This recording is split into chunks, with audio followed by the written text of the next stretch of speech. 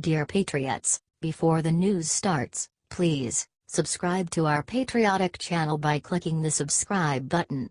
Give us a thumbs up to this video. Don't forget to leave your opinion below in the comments section. Share the news on Facebook and Twitter so you friends see it. Thank you. Two dirty details just dropped on Texas church shooter. One is religion he preached online. Former classmates are saying that the Texas gunman was an outcast. He apparently preached atheism online before shooting up a church. This is an attack on Christians. 26 people were killed and 24 others wounded. Here's what drove him to it. Patrick Boyce, who attended New Braunfels High School with the killer, told DailyMail.com, he had a kid or two, fairly normal, but kinda quiet and lately seemed depressed. I was just shocked to hear the news. Still, haven't quite processed how he could have done that. He was the first atheist I met. He went Air Force after high school, got discharged but I don't know why. 1. This man was a devout atheist. Devin Patrick Kelly, aka Atheist Church Killer. Another classmate, Nina Rose Nava, wrote on Facebook the following about his religious choice. He was always talking about how people who believe in God were stupid and trying to preach his atheism. Here is psychopath Devin Patrick Kelly picture in his New Braunfels High School yearbook in 2009 via Daily Mail. Michael Goff added about the shooter, he was weird but never that damn weird, always posting his atheist sh like Nina wrote, but damn he always posted pics of him and his baby, crazy. An anonymous former friend wrote online via dailymail.com the following. It's scary to know this psychopath has been in my house. I can't believe I was friends with this guy and I literally would stay the night at his place when we were kids. I ended up distancing myself from him in high school after he got in an argument with me in school and he tried punching me several times. Dude was crazy, man. 2. This man shot up a church as a hate crime, it seems. Liberals are currently attacking Christians for this attack just because it is in Texas. We need to share the truth out immediately, patriots. We cannot let CNN spin this because, in fact, the shooter liked CNN on Facebook. Read more on that here.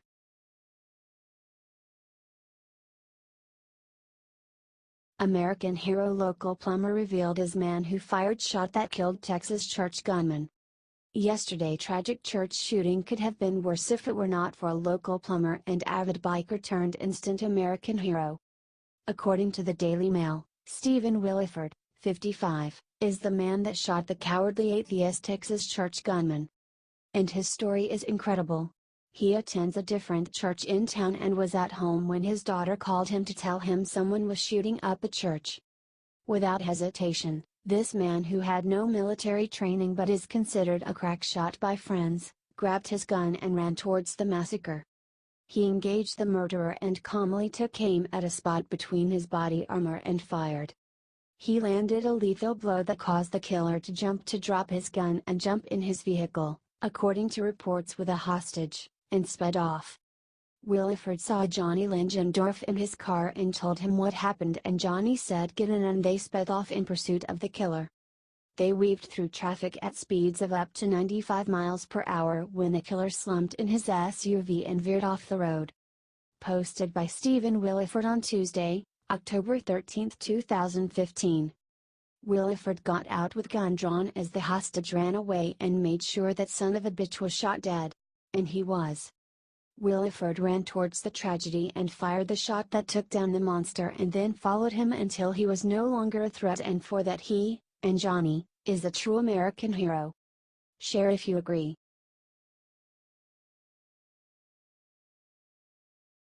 Reporters flipping out about shocking thing Trump has in his hand in this pic from Japan. Trump has recently took a moment to connect with nature amidst the pain and suffering in Texas and unifying with Japan against North Korea to feed some fish in Koi Pond. He made the gesture and him and Prime Minister Shinzo Abe laughed afterward. The leaders fed the koi in a pond at Akasaka Palace. Check out the video below and see if you can see the sick thing CNN does to him in the video. Did you see what CNN left out? They left out that Shinzo Abe actually did it first in the video. The leftists on Twitter started attacking the president based on videos like that CNN one above. This is what happens to your brain on liberalism supplied by false reporting. That's because reporters hate that it looks like Trump and Shinzo Abe have so much fun together. Share this to help in the fight against the lying media and to show the world what Trump really did in Japan today. Thanks for reading.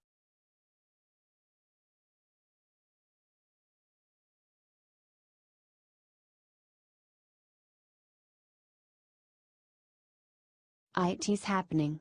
Seconds after revealing his plan to gut Obamacare, Trump said something that stunned Congress. Unlike Congress, President Trump is tired of playing games with American families. He wants us safe, healthy, and fully prepared for life's many surprises. He's tired of arguing petty details with career politicians while this country could be marching forward, and he's tired of compromising with selfish men and women. The good news? Those days are done. President Trump is now fully prepared to destroy Obamacare by executive order.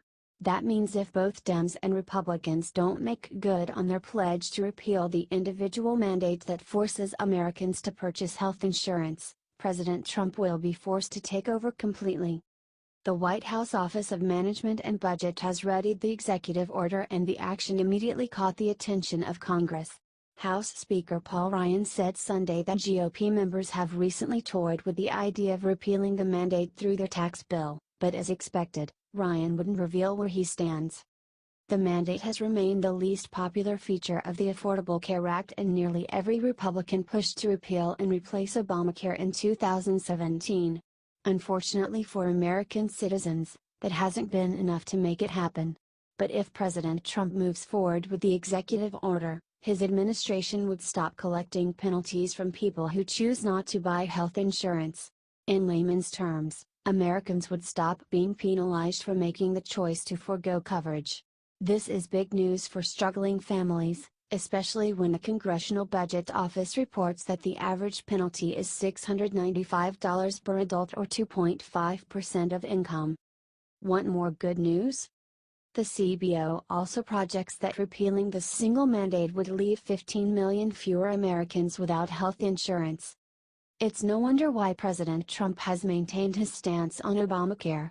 Nothing about Obama's attempt at socialized medicine is good for this country, and now's the time to let it die. If this nation wants to continue moving forward and achieving greatness, we need to follow a man who wants nothing less. Are you ready to end this ridiculous program for good? Let us know and share Trump's amazing victory with the world. Sources: dailycaller.com.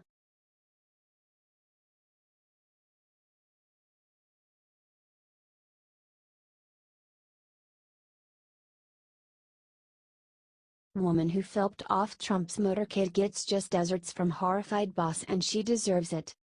Julie Briskman, the woman who was captured by a photographer flipping off Trump's motorcade, just got her just desserts. The picture went viral and she fessed up to her boss that it was her, probably expecting to be showered with praise.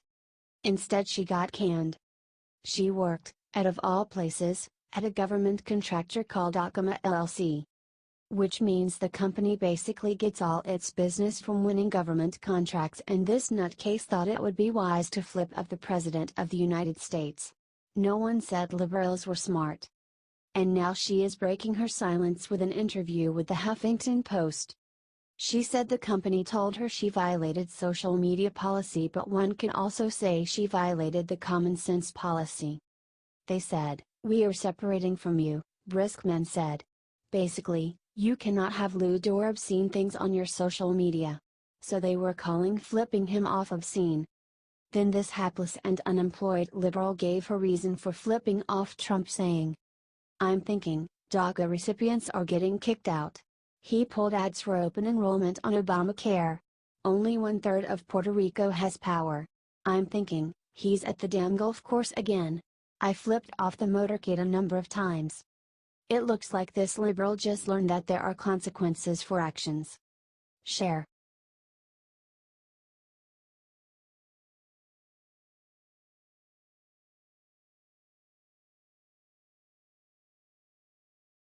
President Trump visits Japanese Emperor, Obama shamed to silence by what happens next.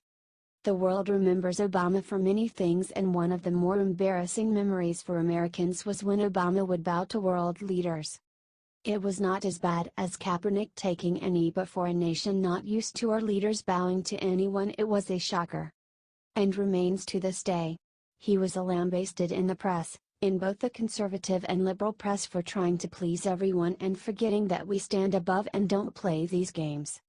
We are a free country that values economy and innovation over the relics of the past. And for Obama to bow to this leader and that leader was not a good look for him or for America. Thankfully, that is all a thing of the past.